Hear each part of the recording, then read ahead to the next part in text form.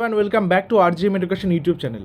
দেখো, গতকাল থেকেই একটা নোটিশ কিন্তু সোশ্যাল মিডিয়াতে ঘুরছে এবং এই নিয়ে অনেকে জিজ্ঞাসা করেছো যে এটা কী জন্য দিয়েছে, এটা কাদের জন্য দিয়েছে, বা এই যে এখানে বলেছে যে এনসিএল স্টেটাসটা চেক করার জন্যে, বা যে নন ক্রিমি লেয়ার বা যেটা হচ্ছে ওবিসির সেকশনের জন্যে, তো এটা কাদের জন্য লাগু হবে সেই বিষয়গুলো নিয়ে আজকে ডিসকাস করব। বিষয়টা একদম ক্লিয়ারলি আলোচনা করে নেব।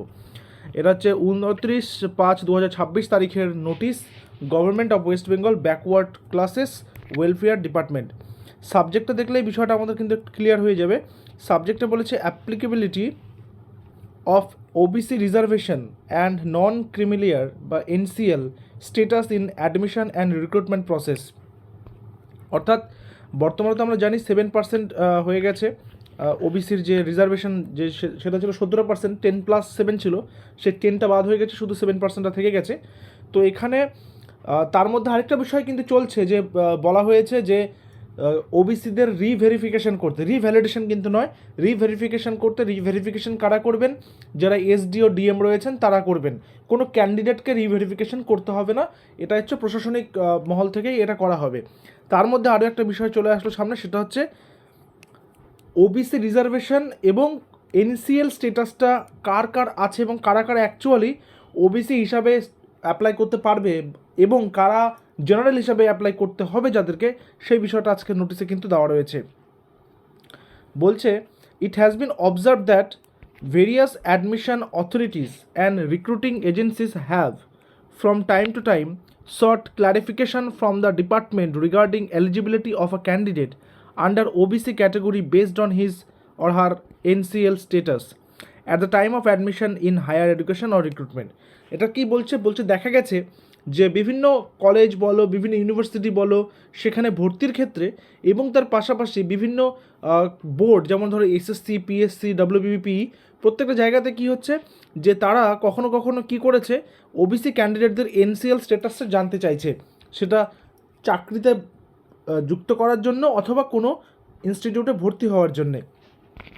In this regard it is clarified that mere possession of paternal OBC certificate. দেখো, possession of paternal OBC certificate কথার অর্থ হচ্ছে পৈতৃকভাবে যদি বাবার ওবিসি থাকে, আমরা বেসিক্যালি কী জানি যে বাবার ওবিসি আছে, সেই জন্য স্বভাবতই ছেলেও ওবিসি, তাই তো?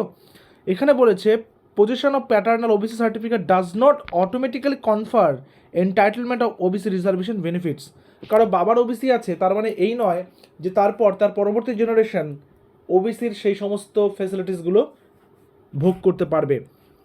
Reservation under the OBC category is admissible only to candidates belonging to the NCL বা non-creamy layer and possessing a valid OBC NCL certificate issued by the competent authority.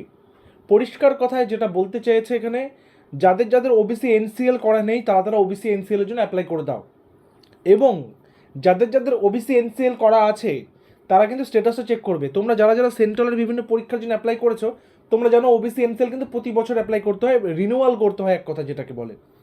এবং রাজ্য সরকারি পরীক্ষাগুলোতে কিন্তু সেই রিনিউয়ালের ব্যাপারটা ছিল না, বা বলা যেতে পারে এনসিএলটা চাইতো না, কিন্তু এখন কিন্তু এনসিএলটা লাগবে, ওবিসি এনসিএলটা কিন্তু করে রাখতে হবে।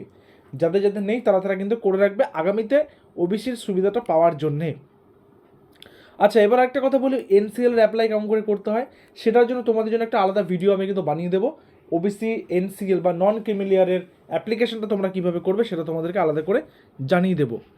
নেক্সটে বলেছে, accordingly when a candidate fails to produce a valid OBC NCL certificate within the prescribed crucial date, such candidate shall not be eligible for OBC reservation benefits and shall be treated as belonging to the unreserved category for admission in higher education selection and appointment under state government. পরিষ্কার করে বলেছে, যদি একটা বেঁধে দেওয়া সময়ের মধ্যে যদি ক্যান্ডিডেটদের ওবিসি এনসিএল সার্টিফিকেট না থাকে, তাহলে সেই ক্যান্ডিডেট কিন্তু ভর্তির ক্ষেত্রে বা যে কোনো রিক্রুটমেন্টের ক্ষেত্রে সে জেনারেল ক্যান্ডিডেট হিসেবে তাকে কিন্তু সেখানে পার্টিসিপেট করতে হবে, সে আর ওবিসি সুবিধাটা পাবে না। বুঝে গেল? In such case the candidate may be allowed encouraged to apply under the unreserved category for admission or selection process at the time of application process to avoid confusion at letter stage of admission recruitment. ঠিক আছে, নেক্সটে কি বলেছে? নেক্সটে বলেছে, determination of creamy layer status shall be governed by the extant rules, notifications and guidelines issued by the respective government. This is for your kind information and taking necessary action. তো এক্ষেত্রে কিন্তু একটা কথা বলে রাখি, এনসিএল এর জন্য কিন্তু অ্যাপ্লাই করতে হবে, এনসিএল কিন্তু করে নিতে হবে। যাদের যাদের এনসিএল নেই তারা এনসিএলটা করে রাখবে এবং বছরে বছরে সেটাকে যদি রিনিউ করতে হয় সেই স্টেটাসটাও কিন্তু চেক করে নিতে হবে। আগে যেটা সেন্ট্রাল গভর্নমেন্টের ক্ষেত্রে প্রয়োজন হতো, এখন কিন্তু রাজ্য সরকারের চাকরির ক্ষেত্রেও এনসিএলটা দরকার পড়ছে। আশা করি প্রত্যেকের বিষয়টা বুঝতে কারো কোনো অসুবিধা নেই, এবং যদি কোনো অসুবিধা থাকে জানাবে কমেন্ট সেকশনে, এবং এনসিএলের অ্যাপ্লাই কী করে করতে হয় সেই বিষয়টা নিয়েও আমরা কিন্তু একটা ডিটেলসের ভিডিও খুব শীঘ্রই করে দেবো। ঠিক আছে, দেখা হচ্ছে পরবর্তী ভিডিওতে। Till then stay connected with us. Thank you very much.